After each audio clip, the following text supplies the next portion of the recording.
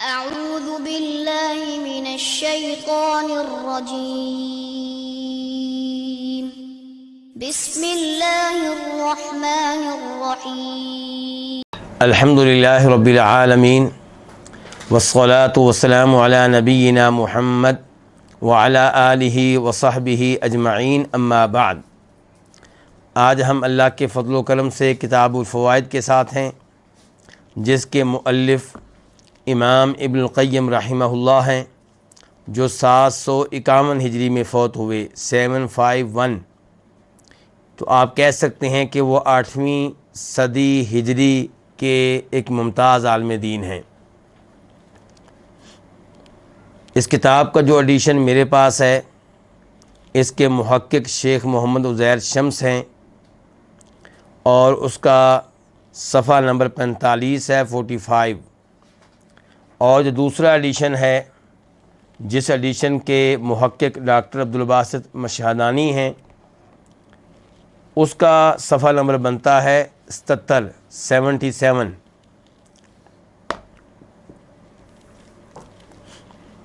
چنانچہ امام صاحب فرماتے ہیں، التقوی 3 مراتب، تقوی کے 3 مرتبے ہیں، 3 درجے ہیں۔ احداها حمیۃ القلب والجوارح عن الآثام والمحرمات۔ ان 3 مراتب میں سے پہلا مرتبہ حمیۃ القلب، دل کو محفوظ رکھنا، دل کو روک کر رکھنا، دل کو بچانا، والجوارح، اور جسم کے دیگر اعضاء کو بھی بچانا۔ کس چیز سے؟ عن الآثام، گناہوں سے، والمحرمات، اور حرام کردہ چیزوں سے۔ تو یہ تقوی کا پہلا مرتبہ ہے کہ آپ اپنے دل کو گناہوں سے بچائیں۔ دل کون سے گناہ کرتا ہے؟ جن گناہوں سے ہم نے دل کو بچانا ہے، مثال کے طور پہ حسد، ریاکاری، کینہ، بغض۔ تو اس قسم کے جو گناہ ہیں، ان گناہوں سے اپنے دل کو بچا کر رکھیں۔ والجوارح، دیگر اعضاء کو بھی بچائیں گناہوں سے۔ مثال کے طور پہ آنکھوں کو بچائیں اس بات سے کہ وہ کوئی ایسی چیز دیکھے جسے دیکھنا حلال نہیں ہے، جائز نہیں ہے۔ کانوں کو بچائیں اس بات سے کہ کان کو ایسی چیز سنیں جو سننا ان کے لیے جائز نہیں ہے۔ ہاتھوں کو بچائیں اس بات سے کہ آپ کے ہاتھ وہ چیز پکڑیں جو پکڑنا حرام ہے۔ مثال کے طور پہ غیر عورت کا ہاتھ پکڑنا، مثال کے طور پہ شراب کی بوتل پکڑنا۔ تو آپ نے تمام اعضاء کو گناہوں سے بچانا ہے، یہ تقوی کا پہلا مرتبہ ہے۔ زنا سے بچائیں، سود سے بچائیں، بدکاری سے، چوری سے، ڈاکے سے۔ تو اپنے دل کو اور تمام اعضاء کو ایسے گناہوں سے اور حرام کردہ چیزوں سے بچائیں۔ الثانیہ، دوسرا مرتبہ تقوی کا، دوسرا درجہ تقوی کا، حمیتها عن المکروہات، کہ ان کو محفوظ رکھنا، ان کو بچانا۔ کن کو؟ دل کو اور جسم کے تمام اعضاء کو۔ کس سے بچانا؟ عن المکروہات، مکروہ چیزوں سے۔ مکروہ اور حرام میں کیا فرق ہے؟ حرام وہ کام جس کے کرنے سے شریعت نے منع کیا ہے، اگر آپ کریں گے تو اس پہ آپ کو گناہ ملے گا، اور اگر اللہ کی وجہ سے اس سے دور رہیں گے تو آپ کو اجر و ثواب ملے گا۔ اور مکروہ وہ کام ہیں جن کو شریعت اچھا نہیں سمجھتی، لیکن شریعت نے ان امور کو حرام قرار نہیں دیا، صاف صاف ان امور سے منع نہیں کیا، بلکہ ترغیب دی ہے ان امور سے بچنے کی، ان امور سے دور رہنے کی۔ مثال کے طور پہ نبی کریم صلی اللہ علیہ وسلم کی حدیث ہے، بخاری شریف میں آئی ہے کہ لا آکل متکئا، کہ میں ٹیک لگا کر کھانا نہیں کھاتا۔ اس سے پتہ چلا کہ ٹیک لگا کر کھانا کھانا یہ کیا ہے؟ مکروہ ہے۔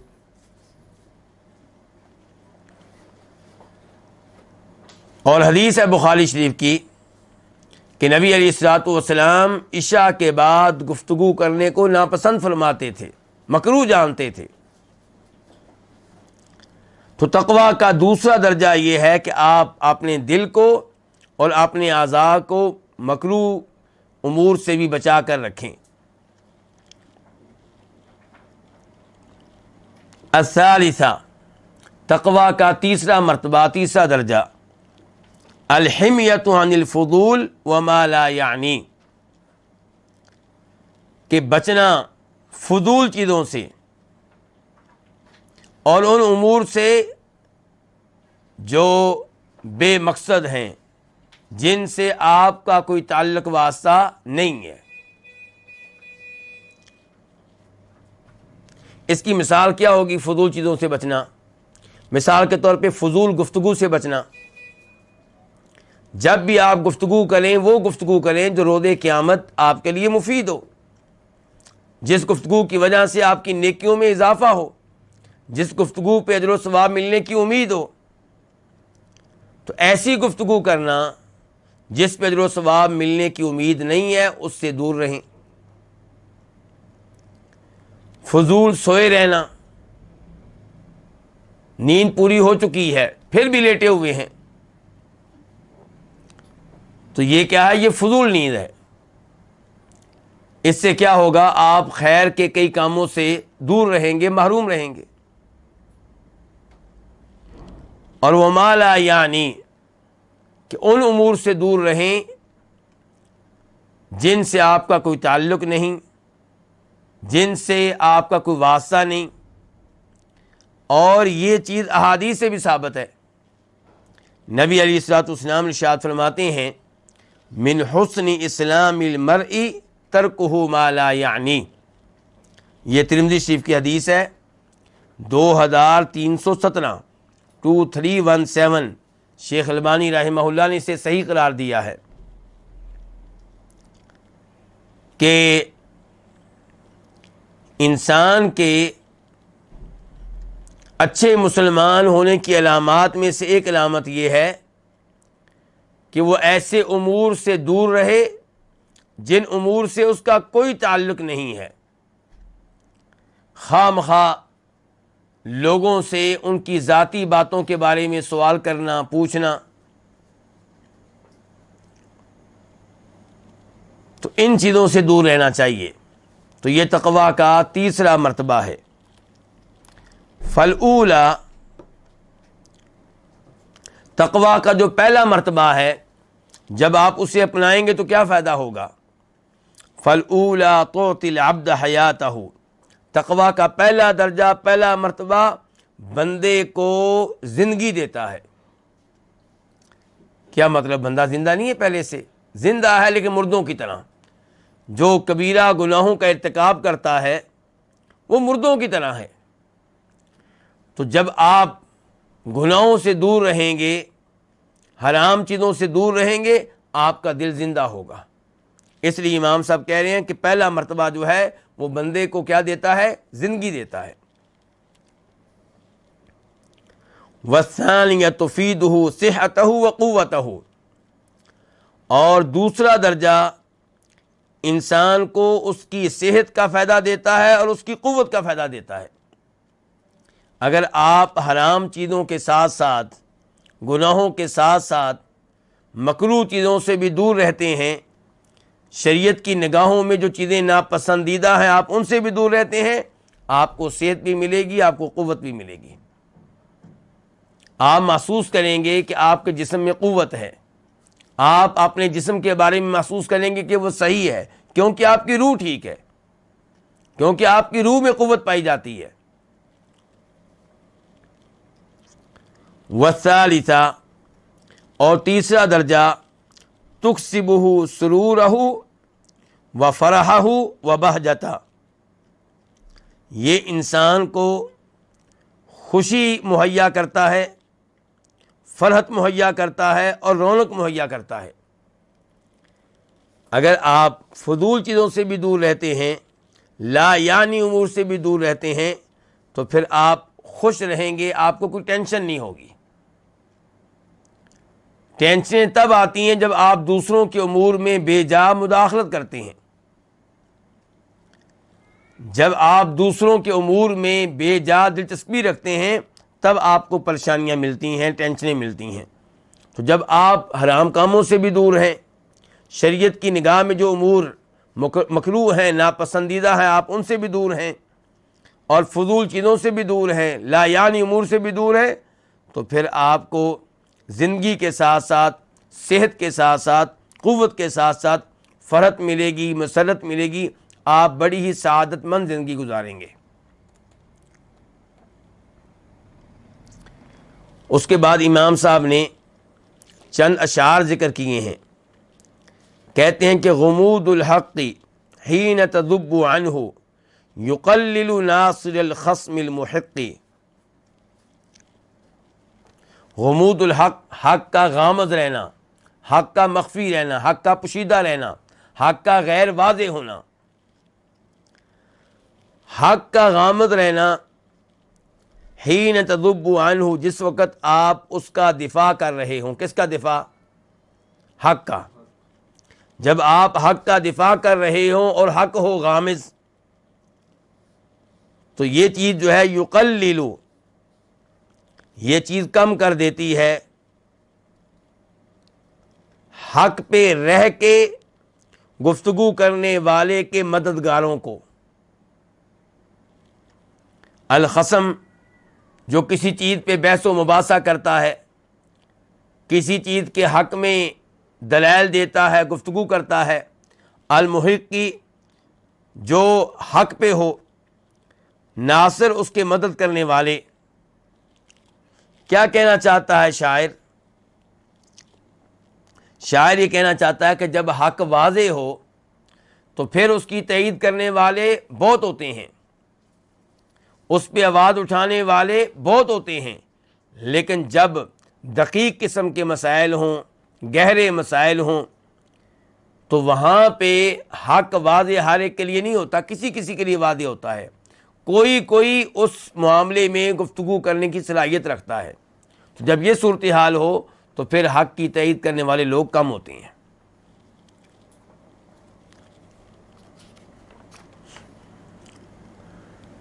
تضل عن الدقیق فہوم قوم، دقیق چیزوں سے تضل بھٹک جاتے ہیں کئی لوگوں کا فہم دقیق چیزوں سے بھٹک جاتا ہے۔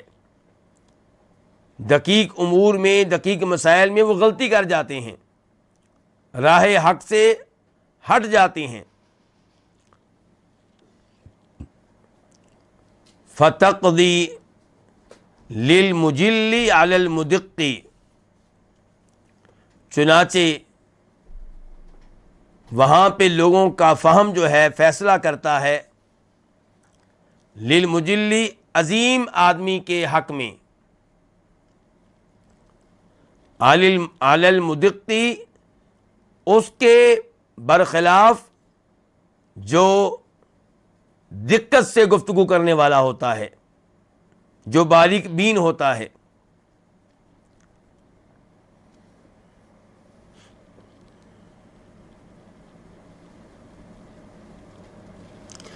باللہ ابلغ ما اسعى وادرکہ، جو اب تک اشعار ہم نے پڑھے ہیں یہ ابن رومی کے تھے، اور اب جو پڑھنے لگے ہیں یہ کسی اور شاعر کے ہیں، کس کے ہیں یہ پتہ نہیں چل سکا۔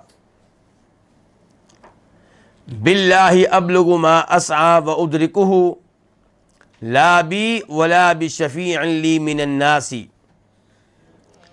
اذا ایست وکاد الیأس یقطعنی، جاء الرجا مسرعا من جانب الیأس۔ باللہ، اللہ کی مدد کے ساتھ،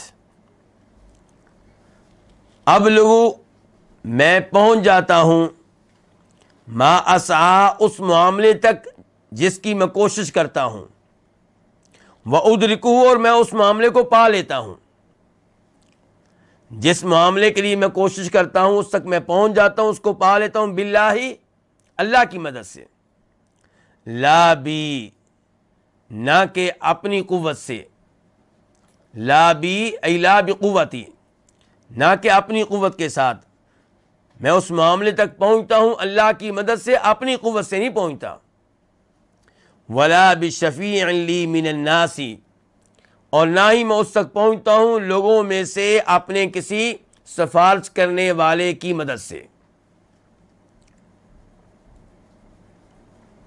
اذا ایست جب میں مایوس ہو جاتا ہوں، وکاد الیأس یقطعنی اور مایوسی اتنی ہو جاتی ہے کہ قریب ہے کہ مجھے وہ امید سے دور کر دے، کاٹ کر رکھ دے، جب یہ صورتحال ہو جاتی ہے، مایوسی اتنی بڑھ جاتی ہے، جاء الرجا تو پھر امید آتی ہے، مسرعاً تیزی سے، من جانب الیأس مایوسی والی جانب سے،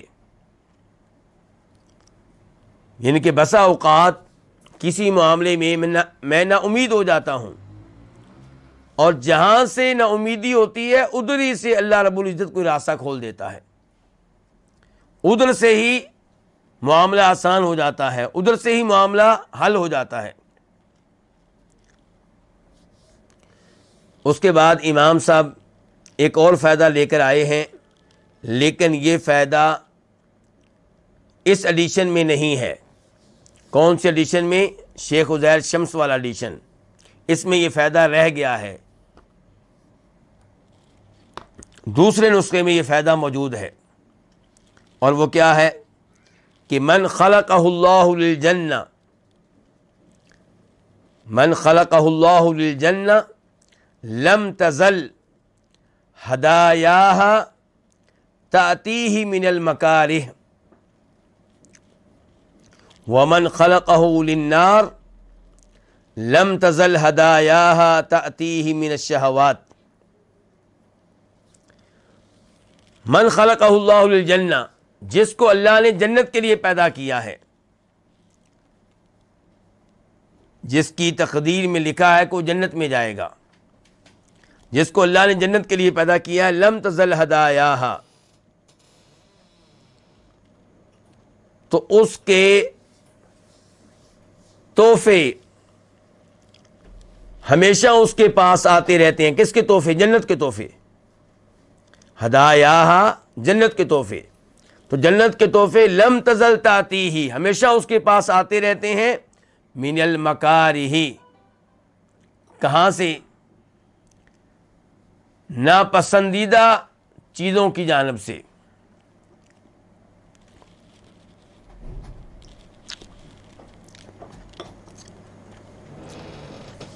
کیا مطلب ہے اس کا؟ جس کو اللہ نے جنت کے لیے پیدا کیا ہے اس پہ آزمائشیں آتی رہتی ہیں، اسے تکلیفیں پہنچتی رہتی ہیں، گناہ اس کے اس انداز سے جڑتے رہتے ہیں، صبر کرنے کی وجہ سے اس انداز سے اس کے درجات بلند ہوتے رہتے ہیں۔ تو یہ جنت میں، یہ جنت کے تحفے ہیں، بلکہ آپ کہہ سکتے ہیں کہ یہ فائدہ جو ابھی ذکر کیا ہے امام صاحب نے، یہ ایک حدیث کا مفہوم ہے، اور حدیث وہ جسے امام مسلم روایت کرتے ہیں، نمبر ہے اس کا 2822 2822، راوی ہیں جناب انس بن مالک رضی اللہ عنہ۔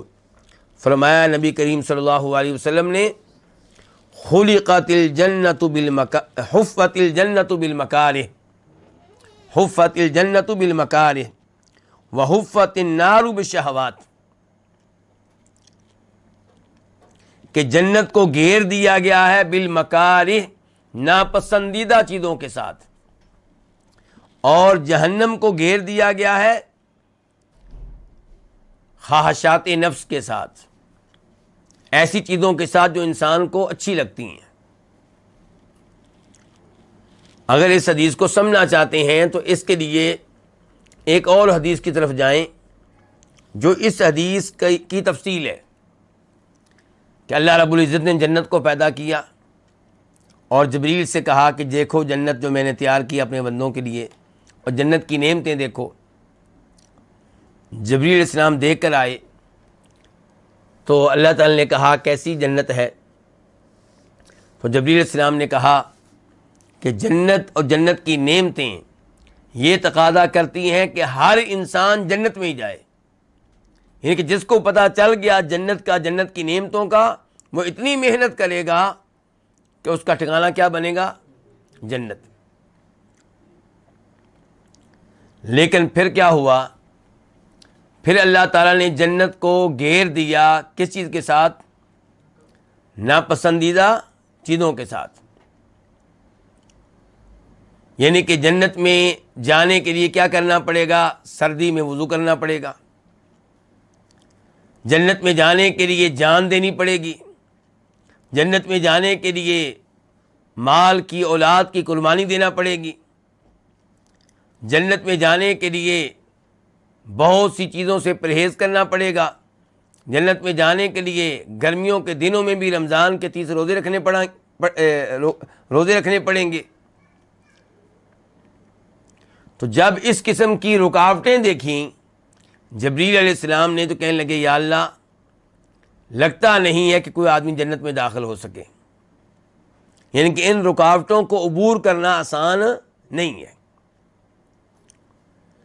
اور پھر جبریل علیہ السلام نے جہنم دیکھی تو اللہ تعالی نے پوچھا جہنم کے بارے میں، تو جبریل کہنے لگے کہ یا اللہ، جہنم اور جہنم میں جو عذاب ہے، جو سزائیں ہیں، انہیں دیکھ کر لگتا ہے کہ کوئی بھی آدمی جہنم میں نہیں جائے گا، یعنی کہ سب جہنم سے بچنے کی اتنی کوشش کریں گے کہ کسی کو بھی جہنم میں پھینکا نہیں جائے گا۔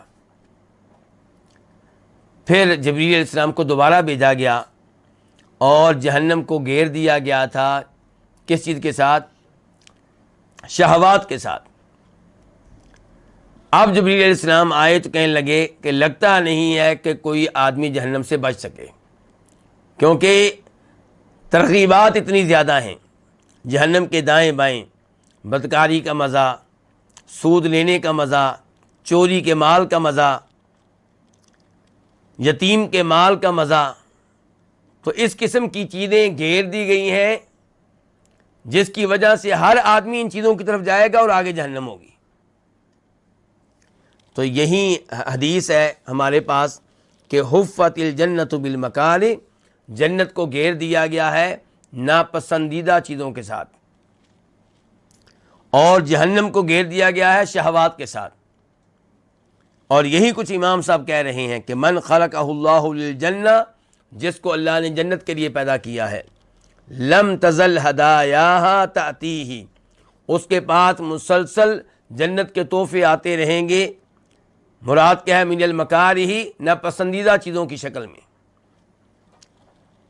ومن خلقہ للنار، اور جس کو اللہ نے پیدا کیا جہنم کے لیے، لم تزل ہدایاہا تأتیہ من الشہوات، اس کے پاس مسلسل جہنم کے تحفے آتے رہیں گے، من الشہوات، شہوات کی قبیل سے، شہوات کی طرف سے۔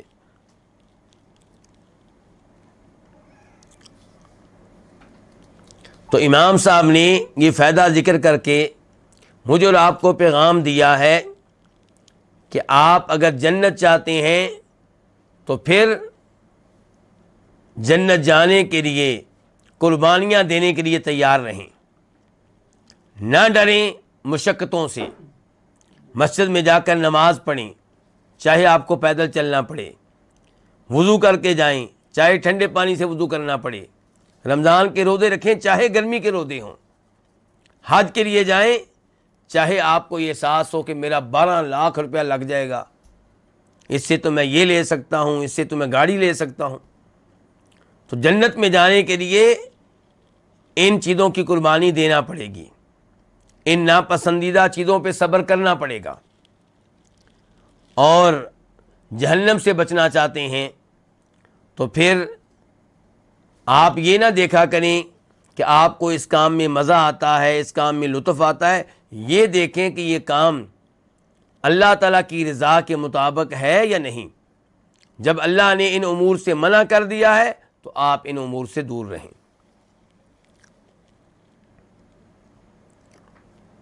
نیا فائدہ امام صاحب کہتے ہیں کہ لما طلب آدم الخلود فی الجنہ من جانب الشجرہ عوقب بالخروج منہا.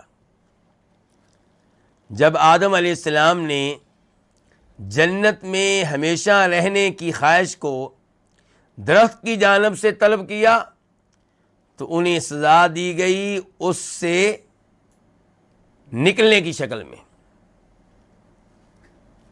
یعنی کہ خواہش اچھی تھی آدم علیہ السلام کی، یہ خواہش کہ میں ہمیشہ ہمیشہ جنت میں رہوں، یہ خواہش کیا ہے؟ اچھی ہے. لیکن اس کے لیے جو راستہ اختیار کیا وہ اللہ کی نافرمانی کا راستہ تھا. تو سزا کیا ملی کہ جنت سے محروم کر دیے گئے. یہ پیغام ہے میرے لیے اور آپ کے لیے کہ گناہ کے کاموں میں کوئی خیر نہیں ہے، حرام چیزوں میں کوئی شفا نہیں ہے. سود کے پیسوں سے آپ کے مسئلے حل نہیں ہوں گے، سود کی گاڑی سے آپ کو راحت اور سعادت نہیں ملے گی، نجائز لڑکیوں سے دوستیاں لگانے سے آپ کو سکون نہیں ملے گا، شراب پینے سے سکون نہیں ملے گا، گانے سننے سے سکون نہیں ملے گا. آپ سکون چاہتے ہیں یہ اچھی بات ہے، آپ سعادت چاہتے ہیں یہ اچھی بات ہے، آپ مال چاہتے ہیں کوئی بات نہیں، لیکن اپنی ان خواہشات کو پورا کرنا حرام چیزوں کے ذریعے آپ نقصان اٹھائیں گے، فائدہ نہیں ملے گا آپ کو. اللہ تعالیٰ فرماتے ہیں سورہ اعراف میں آیت نمبر 20 میں کہ ابلیس نے آ کے کہا آدم علیہ السلام سے اور اماں حوا سے، ما نہاکما ربکما عن ہذہ الشجرہ الا ان تکونا ملکین او تکونا من الخالدین، کہ اللہ نے تم دونوں کو منع کیا ہے اس درخت سے، جانتے ہو کیوں؟ کیونکہ اگر تم نے اس درخت کا پھل چکھ لیا تو تم یا تو فرشتے بن جاؤ گے یا ہمیشہ ہمیشہ کے لیے جنتی بن جاؤ گے، جنت سے نکلنے کا جو خطرہ ہے وہ ختم ہو جائے گا. تو آدم علیہ السلام نے جب یہ دیکھا کہ اس درخت کا پھل کھانے سے میں فرشتے بن سکتا ہوں یا ہمیشہ ہمیشہ کے لیے جنت میں رہنے والا بن سکتا ہوں، تو انہوں نے یہ پھل چکھ لیا اور نتیجہ کیا نکلا کہ جنت سے نکال دیے گئے.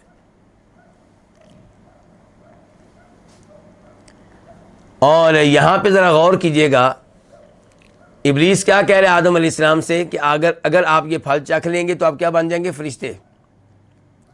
تو آدم علیہ السلام نے کیوں نہیں کہا آگے سے بھئی میں فرشتہ کیوں بنوں، میں تو انسان ہوں، انسان فرشتوں سے بہتر ہے. کیوں جی؟ یہ میرا سوال ہے آپ لوگوں سے. مسجد نبوی میں درس دیتے ہوئے کئی دفعہ میں نے یہ مسئلہ بیان کیا کہ جبریل علیہ السلام کا تذکرہ کرتے ہوئے ان کا یعنی کہ ان کے بارے میں گفتگو کرتے ہوئے تھوڑی سی احتیاط کرنے کی ضرورت ہے. ہمارے لوگ جبریل علیہ السلام کا تذکرہ یوں کرتے ہیں کہ جیسے وہ چوکیدار ہوں، جیسے وہ ڈرائیور ہوں، جیسے وہ خادم ہوں. کس کے؟ نبی علیہ السلام کے. اس میں کوئی شک و شبہ نہیں کہ نبی علیہ السلام تمام انسانوں میں سب سے افضل ہیں، سب سے اعلیٰ ہیں، سب سے مقدس ہیں، سب سے محترم ہیں. آپ کی شان بہت ہی بلند ہے. لیکن جبریل علیہ السلام کو اگر اللہ کے رسول کا چوکیدار یا خادم بنانا ہے، ڈرائیور بنانا ہے، تو اس کی دلیل ہونی چاہیے. میں نے کئی دفعہ گزارش کی کہ قرآن پڑھیں تو ہمیں کچھ اور معلوم ہوتا ہے. کیا؟ علمہ شدید القویٰ، علمہ، کہ نبی علیہ السلام کو تعلیم دینے والے، علم دینے والے آپ کے معلم کون ہیں؟ جبریل علیہ السلام. قرآن جبریل علیہ السلام کو نبی علیہ السلام کا کیا کہہ رہا ہے؟ معلم. اور پھر احادیث، صحیح احادیث کہ جب 5 نمازیں فرض ہوئیں معراج کے بعد تو جبریل علیہ السلام آئے اور انہوں نے نبی علیہ السلام کو 5 نمازیں بطور امام پڑھائیں. امام کون بنے؟ جبریل علیہ السلام. اور نبی علیہ السلام کیا بنے؟ مقتدی. تو انہوں نے آپ کو سکھایا کہ نمازیں ایسے پڑھنی ہیں اور یہ اوقات ہیں. تو میرے کہنے کا مطلب یہ ہے کہ آپ جبریل علیہ السلام کو نبی علیہ الصلوۃ والسلام کے نوکر کے طور پہ پیش نہ کریں. نوکر کے طور پہ پیش کرنا ہے تو اس کی دلیل ہونی چاہیے. جبریل علیہ السلام فرشتوں کے سردار ہیں، تو ان کا اپنا ایک مقام و مرتبہ ہے. نبی علیہ السلام کی اپنی شان ہے. آپ یقیناً تمام نبیوں کے امام اور سردار ہیں، اس میں کوئی شک و شبہ نہیں ہے. تو اب یہاں پہ دیکھیے کہ اس ایت سے یوں لگ رہا ہے کہ جیسے فرشتے انسانوں سے کیا ہوں؟ افضل ہوں. اور اس مسئلے میں پرانے علماء کرام میں اختلاف چلا آ رہا ہے کہ کون افضل ہیں، فرشتے افضل ہیں یا نیک انسان افضل ہیں، یعنی کہ مومن انسان. کافر تو افضل نہیں ہو سکتے. کون افضل ہے؟ دونوں طرح کے قول موجود ہیں. تو ایسے مسائل میں احتیاط کرنی چاہیے اور اپنا کوئی قول بغیر دلیل کے لوگوں پہ ٹھونسنا نہیں چاہیے.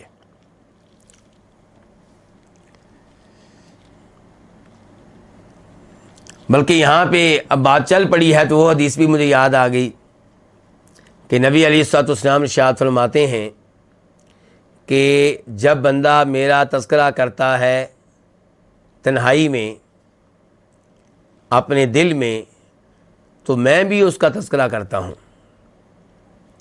لیکن جب میرا وہ تذکرہ کرتا ہے کچھ لوگوں میں تو میں اس کا تذکرہ کرتا ہوں ان میں جو ان سے بہتر ہوتے ہیں جن میں میرا وہ تذکرہ کرتا ہے. ذرا غور کیجئے گا اس پہ. یہ حدیث کون بیان کر رہے ہیں؟ نبی صلی اللہ علیہ وسلم. کن کے سامنے؟ صحابہ کرام کے سامنے. یعنی کہ صحابہ کرام نے اللہ تعالیٰ کا تذکرہ ان دنوں میں کن کے سامنے کرنا تھا؟ صحابہ کے سامنے. ایسے ہی ہے نا، عام انسان تو نہ ہوئے. اللہ کے ولی نیک ابو بکر صدیق، عمر فاروق، عثمان، علی، عشرہ مبشرہ بدری صحابہ کرام ہوئے. اور کہا جا رہا ہے کہ تم میرا تذکرہ ان میں کرو گے اور میں تمہارا تذکرہ ان میں کروں گا جو ان سے بہتر ہیں. تو اس سے بھی آپ اندازہ لگا سکتے ہیں کہ افضل کون ہیں. میں پھر کہہ رہا ہوں، میں فیصلہ کن بات نہیں کر رہا، یہ بتا رہا ہوں کہ اس مسئلے میں اختلاف موجود ہے تو ذرا احتیاط سے گفتگو کی جائے، بس یہ بتا رہا ہوں. جنہوں نے یہ کہا ہے کہ فرشتے افضل ہیں، ان کے دلائل میں سے ایک دلیل یہ ہے کہ وہ کوئی گناہ نہیں کرتے. ان کے دلائل میں سے ایک دلیل یہ ہے کہ ہر وقت اللہ کی عبادت کرتے ہیں، ہر وقت اللہ کی تسبیح بیان کرتے ہیں، اللہ کے ہر آرڈر پہ عمل کرتے ہیں. تو جو کہتے ہیں کہ نہیں نیک مومن جو ہیں وہ ان سے افضل ہیں، ان کے بھی دلائل ہیں.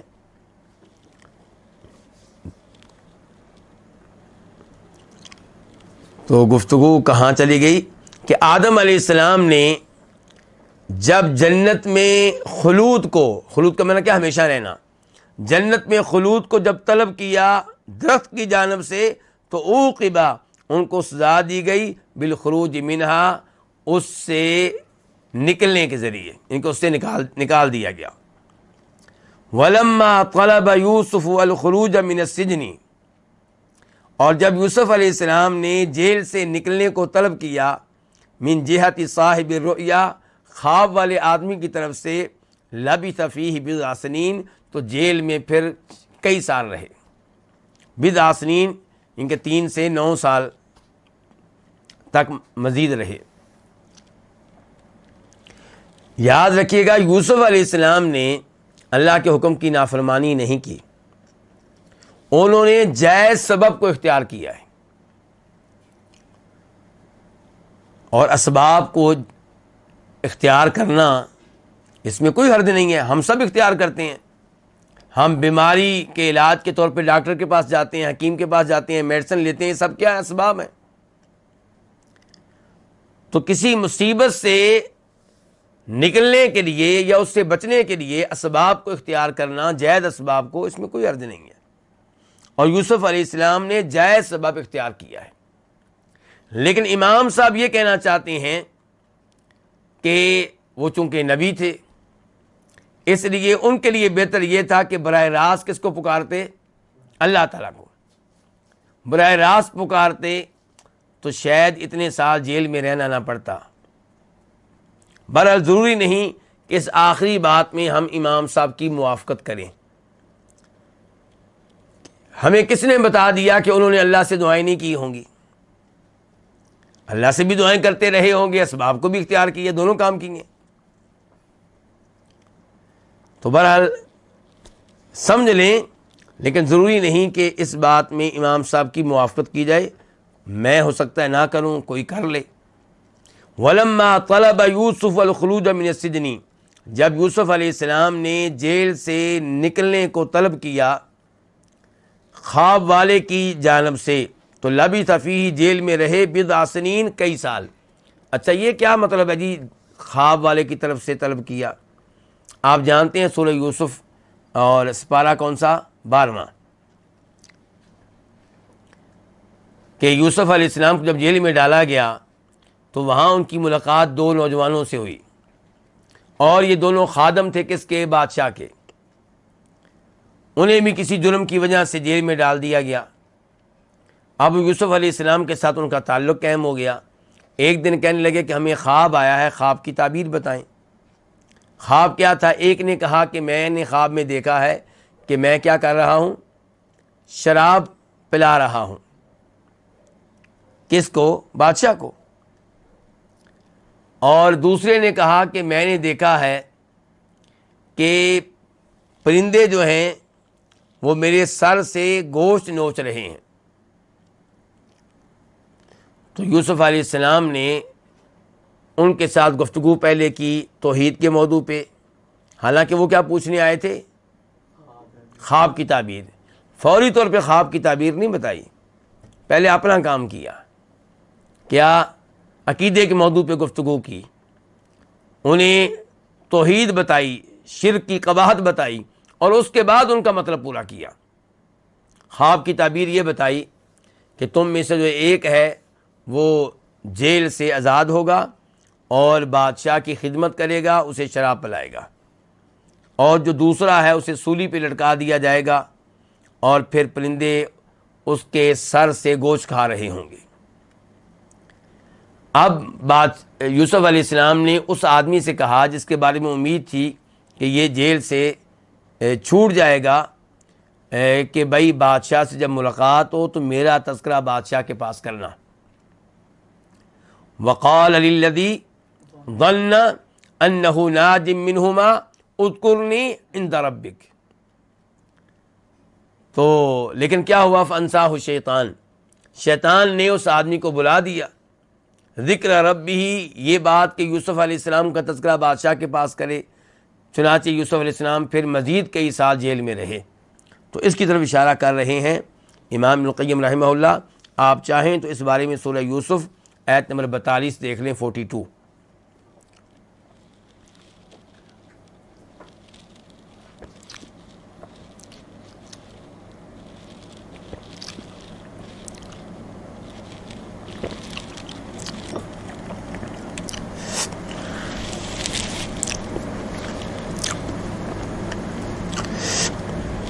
نیا مسئلہ یہ ہے کہ اذا جرى علی العبد مقدور یکرہہ فلہ فیہ ستۃ مشاہد،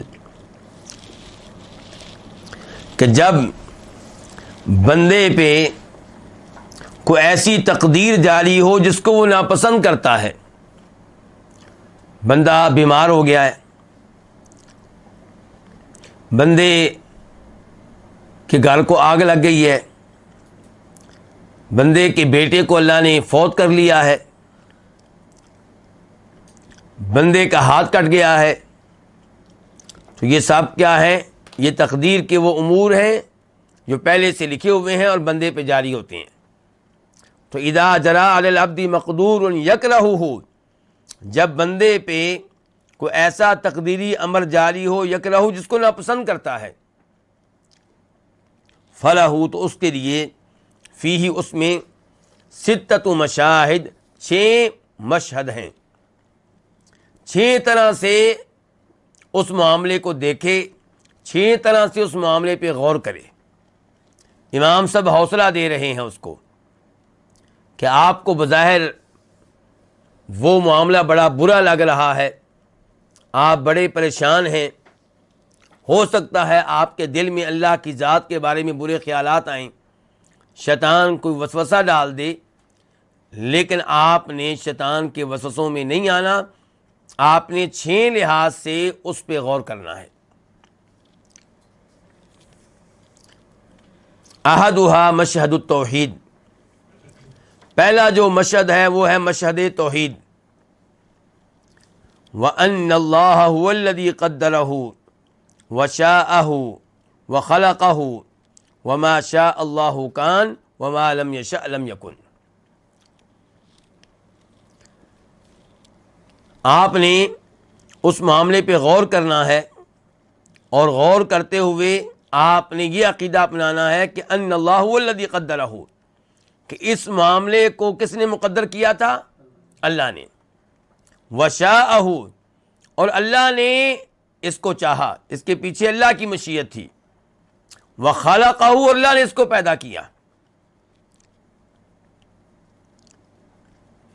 وما شاء اللہ کان، اور جو اللہ چاہے وہ ہوتا ہے۔ وما لم یشاء، اور جو وہ نہ چاہے لم یکن نہیں ہوتا۔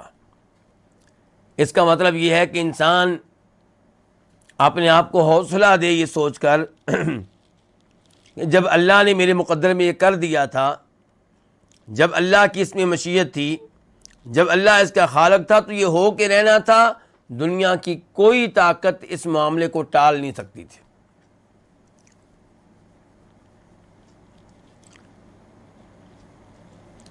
تو اس سے کیا ہوگا؟ اس سوچ سے آپ کا عقیدہ مضبوط ہوگا، اور آپ عقیدے کی ان خرابیوں سے بچ جائیں گے جو تقدیر کے معاملے میں معتزلہ وغیرہ نے پیدا کی ہیں۔ الثانی، دوسرے نمبر پہ مشہد العدلی، مشہد عدل و انصاف، یعنی کہ آپ نے اپنے دل میں یہ بات لانی ہے کہ اگرچہ میں بیمار ہوا ہوں، اگرچہ میرا بیٹا اللہ نے واپس لے لیا ہے، ایک ہی بیٹا تھا وہ بھی لے لیا ہے، لیکن یہ اللہ کی طرف سے میرے اوپر کوئی ظلم نہیں ہے، یہ اللہ کی طرف سے میرے اوپر کوئی ظلم، میرا ایک ہاتھ کٹ گیا ہے، اب میں باقی زندگی ایک ہاتھ کے ساتھ گزاروں گا، بلکہ میرا پہلے ہی ایک ہاتھ تھا وہ بھی کٹ گیا ہے، اب میرا کیا بنے گا؟ میں تو پہلے ہی معذور تھا، پہلے ہی نبینا تھا، اوپر سے اللہ نے میرا ہاتھ بھی لے لیا، میں پہلے ہی لنگڑا تھا، اوپر سے اللہ نے میری نگاہ بھی لے لی۔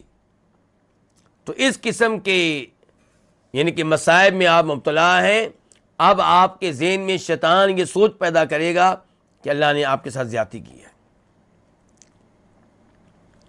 لیکن آپ نے اپنے آپ کو اس سوچ سے بچانا ہے، اور آپ نے اپنے دل میں یہ بات لانی ہے کہ یہ اللہ کا عدل و انصاف ہے، ظلم و زیادتی نہیں ہے۔ وَأَنَّهُ مَاضٍ فِيهِ حُكْمُهُ، اور یہ کہ اللہ کا حکم فیہ، اس میں، کس میں؟ بندے میں، اور اللہ کا حکم بندے میں جاری ہو کر رہتا ہے، نافذ ہو کر رہتا ہے۔ عدل فیہ قضاؤہ، اور اللہ تعالیٰ کی قضا بندے کے بارے میں عدل و انصاف پہ مبنی ہوتی ہے۔ آپ اس آیت کو اپنے ذہن میں لے آئیں اس موقع پہ کہ وما اصابکم من مصیبت فبما کسبت ایدیکم ویعفو عن کثیر، کہ تمہارے اوپر جو بھی مصیبت آتی ہے تمہارے گناہوں کی وجہ سے آتی ہے۔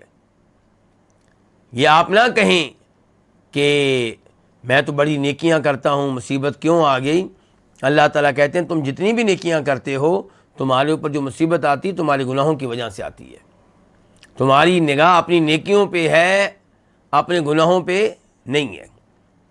تمہیں یہ تو پتہ ہے کہ تم اس مسجد میں بھی چندہ دیتے ہو، اس میں بھی دیتے ہو، اس میں بھی دیتے ہو، لیکن یہ بھول جاتے ہو کہ تم سود لیتے ہو بڑی جرت کے ساتھ، لوگوں کا حق کھاتے ہو بڑی جرت کے ساتھ، بہنوں کی مال پہ بھی قبضہ کیا ہوا ہے، وراثت کا مال ان کو ابھی تک نہیں دیا، یہ تم بھول جاتے ہو۔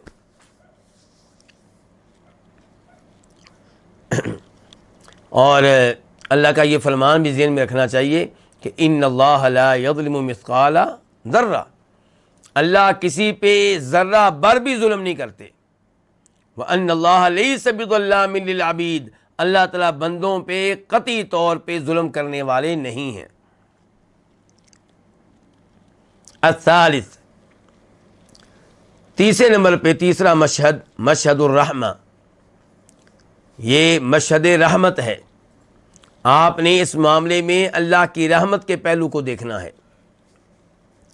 وَأَنَّ رَحْمَتَهُ فِي هَذَا الْمَقْدُورِ غَالِبَةٌ لِغَضَبِهِ وَانتِقَامِهِ، کہ بے شک اللہ تعالیٰ کی رحمت اس مقدر کیے ہوئے معاملے میں اس کے غضب اور اس کے انتقام پہ غالب ہے. اسی لیے نقصان ہوا، بہت زیادہ ہوا، آپ کا پریشانی آئی، بہت بڑی آئی، لیکن پھر بھی اتنی نہیں آئی جتنی آنی چاہیے تھی. جتنے تمہارے گناہ تھے، جتنے تمہارے کرتوت تھے، اللہ کی رحمت کا پہلو پھر بھی کیا ہے؟ غالب ہے. اور حدیث بھی ہے، بخاری شریف کی حدیث ہے 7404، 7404، کہ ان رحمتی تغلب غضبی، ان رحمتی تغلب غضبی، بے شک میری رحمت میرے غضب پہ غالب رہے گی.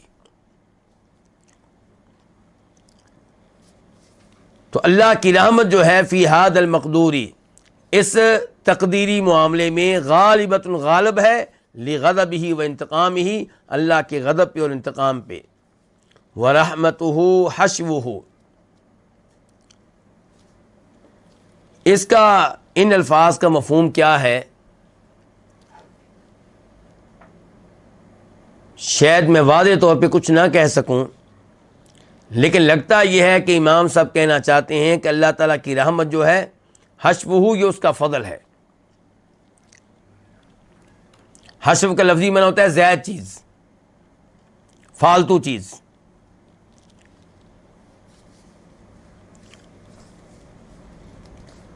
اور یہ جو مشہد رحمت ہے، اس کے اعتبار سے اس آیت پہ بھی غور کرنا مفید ہوگا کہ اللہ لطیف بعبادہ، کہ اللہ پھر بھی اپنے بندوں پہ بڑا مہربان ہے.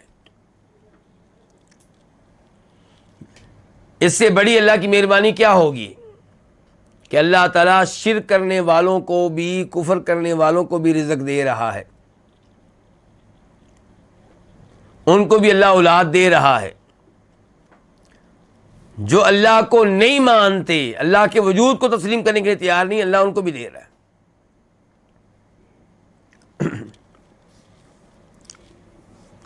الرابع، چوتھا مشہد، مشہد الحکمتی، مشہد حکمت ہے.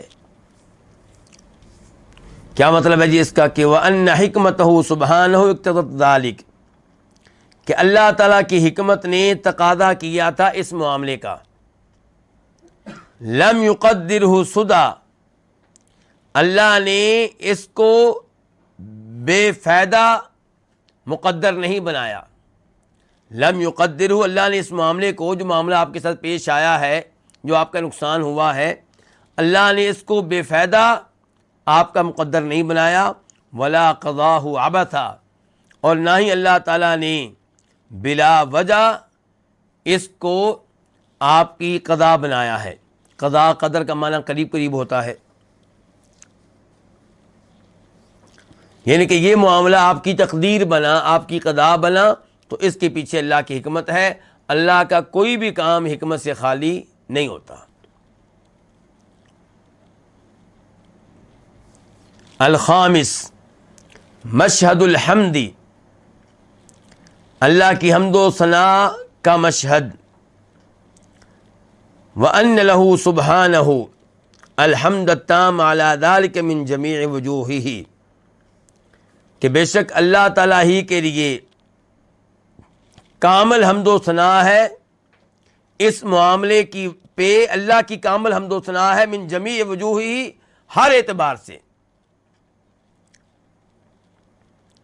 یعنی کہ آپ کا نقصان ہوا، اس پہ بھی اللہ کی کیا بیان کرنی ہے؟ حمد و ثناء. اس پہ بھی اللہ کی تعریفیں کرنی ہیں، کیونکہ اللہ نے ہر معاملے میں مومن کے لیے کیا رکھی ہے؟ خیر رکھی ہے۔ عجبا لامر المؤمن فان امرہ کلہ خیر، فرماتے ہیں نبی علیہ الصلوۃ والسلام کہ مومن کا معاملہ بڑا ہی عجیب ہے، مومن کے ہر معاملے میں خیر ہے۔ اگر مصیبت آتی ہے صبر کرتا ہے، صبر کرنے کی وجہ سے کیا لے جاتا ہے؟ اجر و ثواب لے جاتا ہے۔ تو اللہ کی حمد و ثنا بیان کرنی چاہیے، اور اگر نعمت ملتی ہے اللہ کا شکر ادا کرتا ہے تو اس پہ بھی اجر و ثواب لے جاتا ہے۔ تو اس لیے اس مصیبت آنے پہ یہ جو آپ کا نقصان ہوا ہے اس پہ بھی اللہ کی حمد و ثنا بیان کرنی ہے۔ اور یہیں سے وہ حدیث ہے جس میں آتا ہے کہ اللہ تعالیٰ کہتے ہیں میرے بندے کے لیے جنت میں کیا تعمیر کر دو، کیا بنا دو؟ بیت الحمد۔ کیا بنا دو؟ بیت الحمد۔ کس بندے کے لیے؟ جس بندے کا اللہ نے بیٹا فوت کر لیا اور اس نے بیٹا فوت ہونے پہ اللہ کی حمد و ثنا بیان کی۔ اللہ تعالیٰ نے پوچھا فرشتوں سے کہ تم لوگوں نے میرے بندے کی جگر گوشے کی روح قبض کر لی، تو میرے بندے کے کیا تاثرات تھے، اس کا کیا رد عمل تھا؟ فرشتے کہتے ہیں یا اللہ اس نے تیری حمد و ثنا بیان کی ہے۔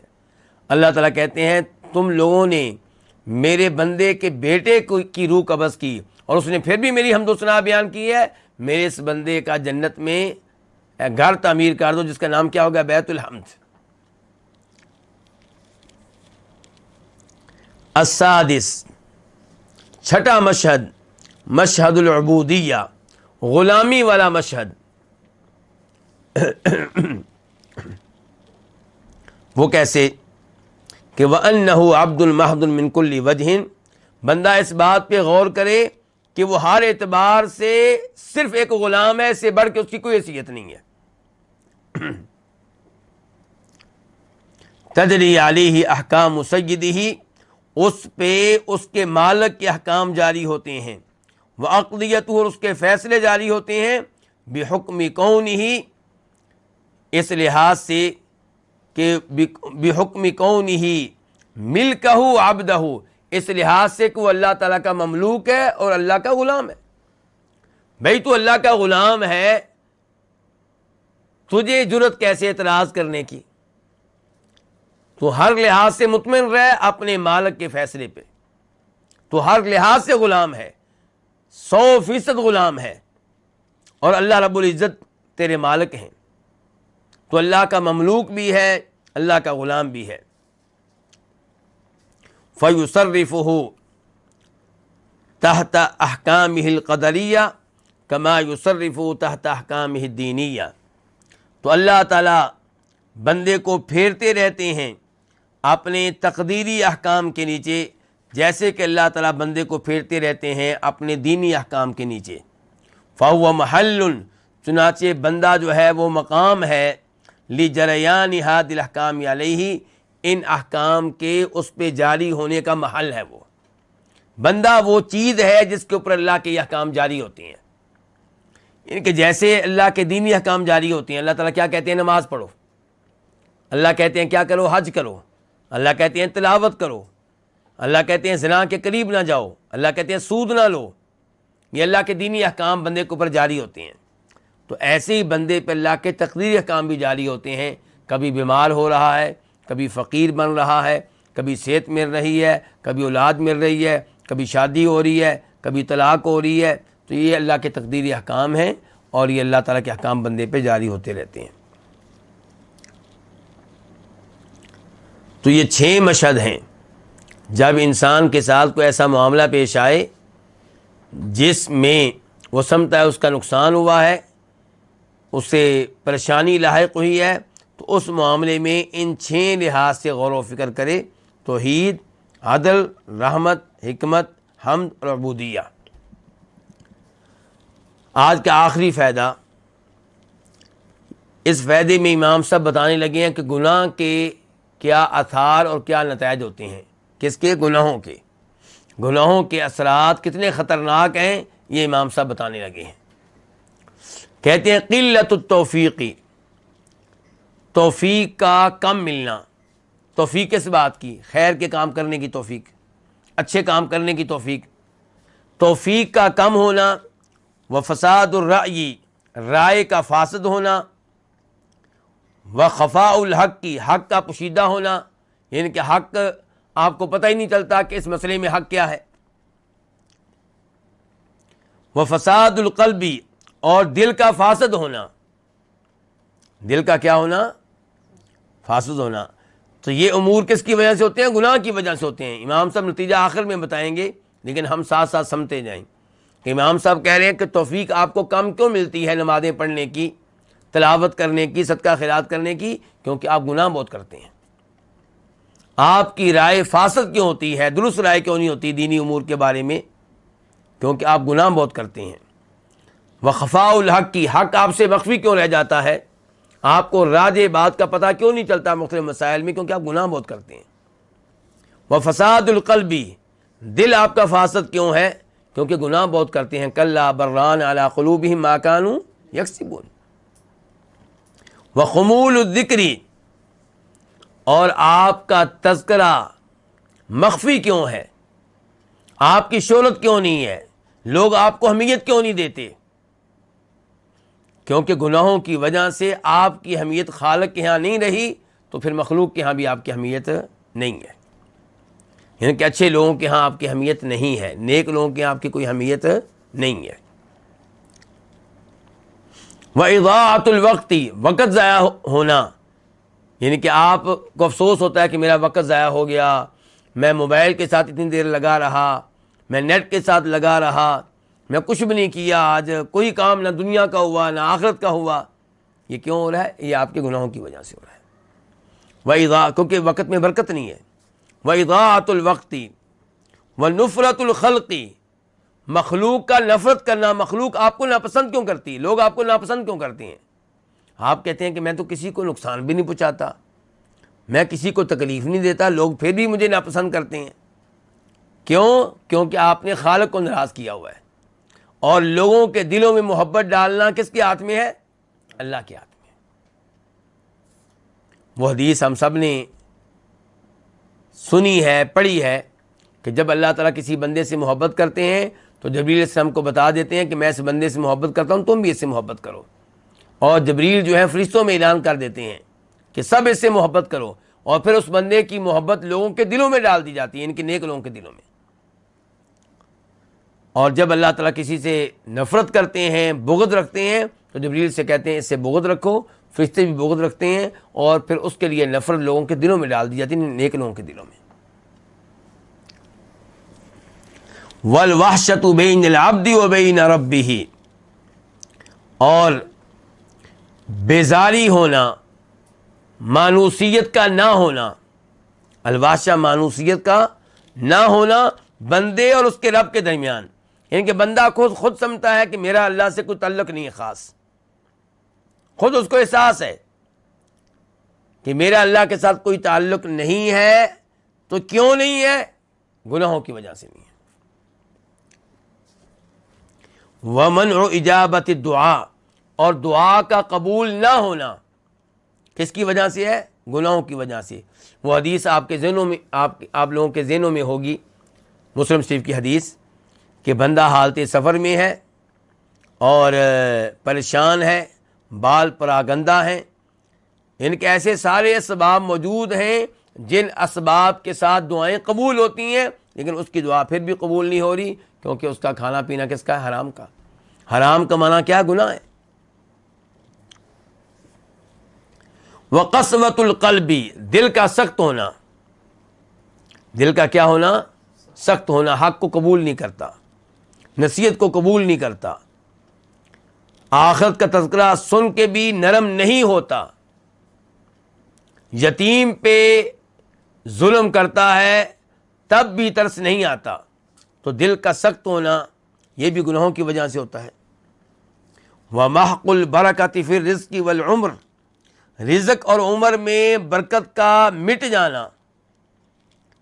کہتا ہے لاکھوں کماتا ہوں لیکن مہینہ ختم ہونے سے پہلے ہی ختم ہو جاتے ہیں، پتہ ہی نہیں چلتا پیسہ کہاں جا رہا ہے، اور زندگی بھی جناب 30 سال ہوگی یا 40 سال ہوگی، ابھی تک کچھ نہیں کر سکا۔ ابھی تک میں نے 5 سپارے بھی حفظ نہیں کیے، ابھی تک میں اپنے آپ کو 5 نمازیں جماعت کے ساتھ پڑھنے کا عادی نہیں بنا سکا، میری عمر 40 سال 50 سال ہو گئی، ابھی تک حج نہیں کر سکا میں۔ تو یہ کیا ہے؟ بے برکتی۔ کس کی وجہ سے؟ گناہوں کی وجہ سے۔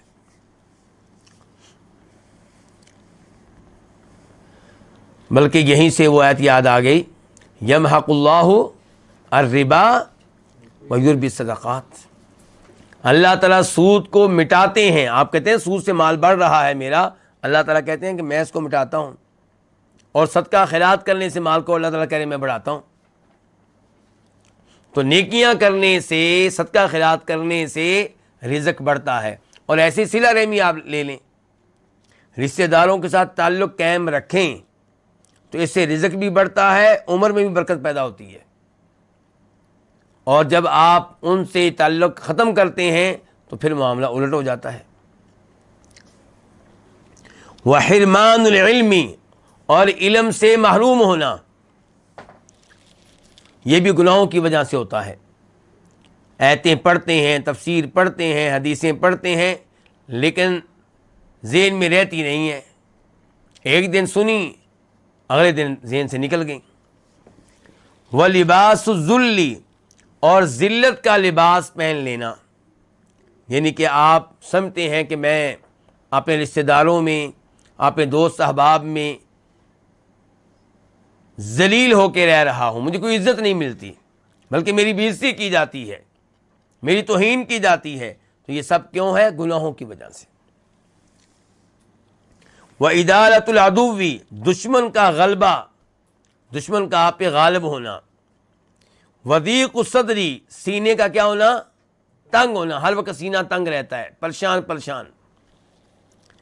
والابتلاء بقرناء السوء الذين يفسدون القلب ويضيعون الوقت، اور ایسے برے دوستوں کے ساتھ مبتلا ہو جانا جو دل کو بھی خراب کرتے ہیں، فاسد کرتے ہیں، وقت کو بھی ضائع کرتے ہیں۔ تو یہ کیوں ہے؟ گناہوں کی وجہ سے۔ یعنی کہ آپ کے گندے دوست ہیں، آپ کو احساس بھی ہے کہ میرے گندے دوست ہیں، کہ آپ کی جان نہیں چھوٹ رہی، آپ کا وقت بھی ضائع کرتے ہیں اور آپ کے دل کو بھی خراب کرتے ہیں، گندی باتوں پہ لگا کے، برے کاموں پہ لگا کے۔ آپ جان چھڑانا چاہتے ہیں، چھوٹ نہیں رہی، گناہوں کی وجہ سے۔